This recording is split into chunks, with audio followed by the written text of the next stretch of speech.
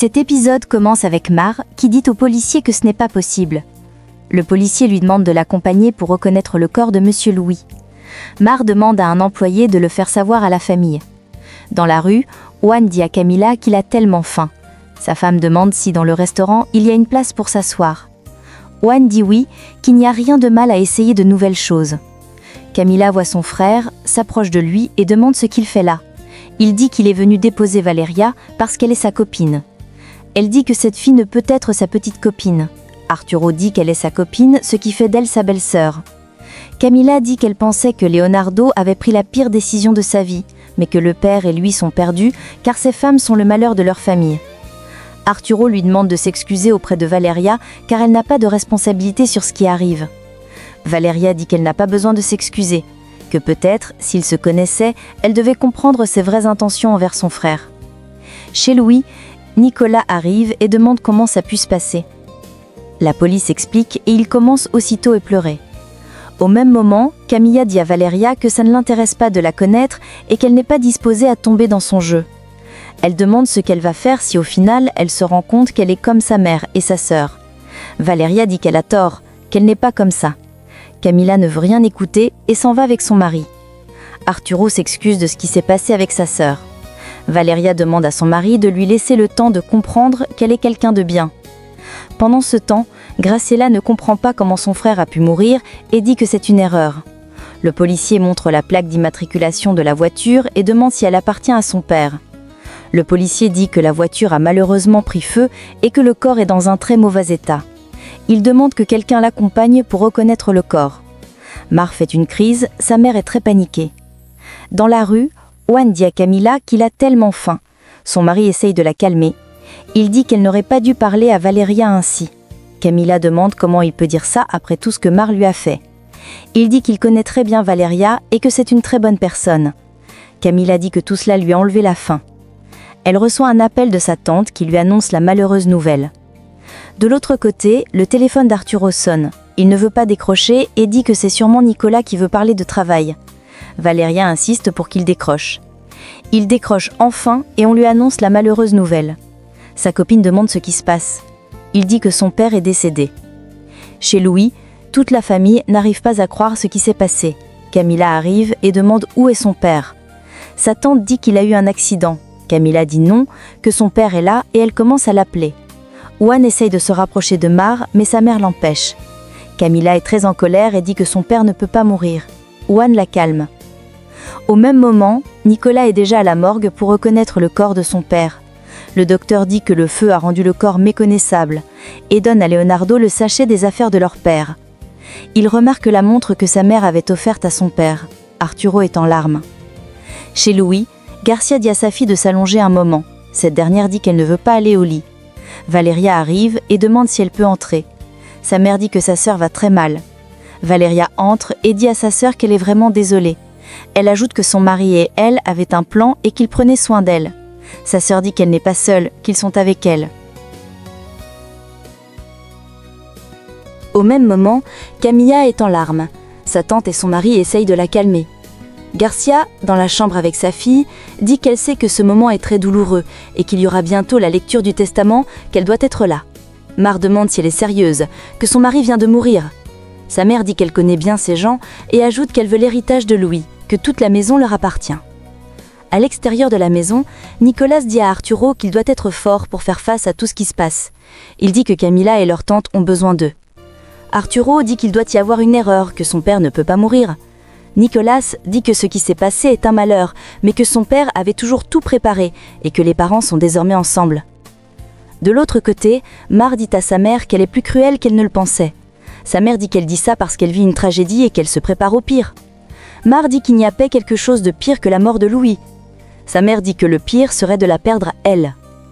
Camila arrive avec son mari et demande à Garcia et sa fille si elles sont heureuses de la mort de son père et que maintenant elle est propriétaire de la maison. Garcia dit qu'elle sait que Camilla souffre beaucoup, mais que le mieux pour elle c'est qu'elle parte.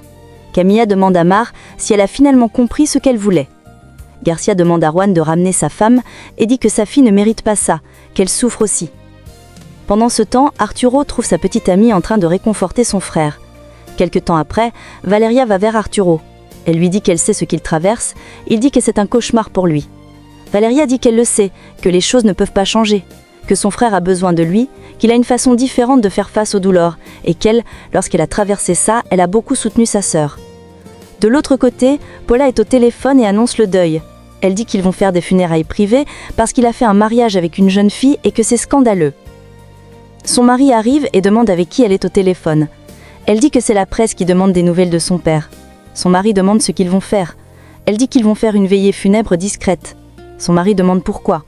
Elle dit qu'il ne faut pas privilégier Mar et sa mère, que ces gens cherchent un moyen de tirer profit de la situation. Et il la réconforte. Chez Rocio, elle est en train de cuisiner jusqu'à ce qu'elle apprenne la nouvelle de la mort de Louis. Elle dit qu'elle serait en forme avec son enfant. Au même moment, toute la famille de Louis est rassemblée pour ses funérailles. Pedro arrive et dit à Nicolas que la presse est dehors et veut une déclaration. Graciela dit que ces gens-là ne respectent même pas les morts. Garcia, de l'autre côté, dit à sa fille d'arrêter de regarder Juan avec cette fille, qu'elle ne veut pas le faire lors de l'enterrement de son mari. À l'extérieur, les journalistes se posent beaucoup de questions. Susana et son mari arrivent.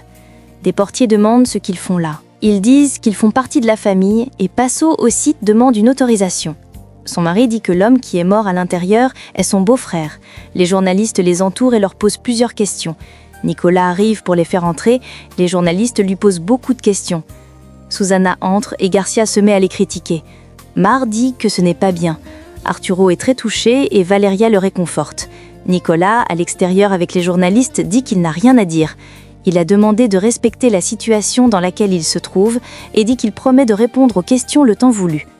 Rocio arrive et l'arrête. Elle appelle fils.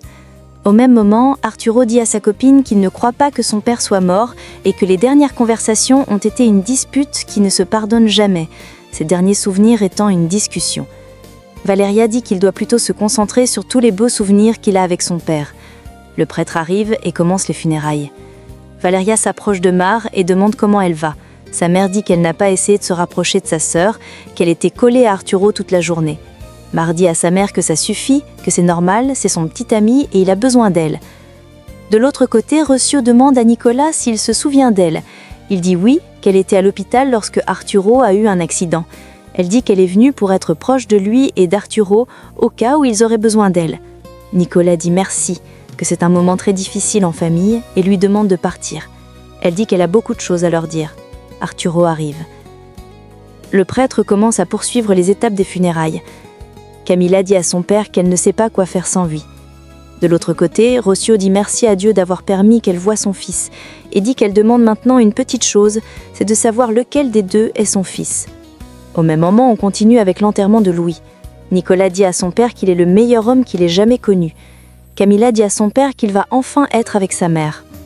De retour à la maison, Valeria demande à sa sœur ce qu'elle a prévu de faire et dit qu'elle n'est pas obligée de rester là et que bientôt elle va recevoir son salaire, qu'elles peuvent louer toutes les deux un petit appartement ou réparer leur petite maison. Sa mère demande pourquoi elle embête sa sœur dans ces moments. Elle dit que c'est parce qu'elle tient à elle. Sa mère dit que sa sœur est dans sa maison et qu'elle n'a à partir nulle part. Au même moment, Camila rentre chez sa belle-famille. Sa belle-mère demande si elle lui prépare le dîner. Cette dernière refuse et dit qu'elle n'a pas faim. Ils insistent, elle refuse et dit que la seule chose qu'elle veut, c'est dormir et que demain, elle va partir pour la lecture du testament de son père. Susana demande à Juan s'il va l'accompagner. Ce dernier dit qu'il ne veut pas s'impliquer dans sa famille. Susana dit que c'est sa femme et qu'elle a besoin de lui dans ces moments difficiles. Le lendemain matin, l'avocat dit qu'il est temps de lire le testament de Louis. Il dit que ses héritiers sont Leonardo, Ro, Arturo, Camila et Nicolas. Il dit que le directeur général de la compagnie est Nicolas et que tout est bien réparti à parts égales entre ses fils ainsi que sa femme.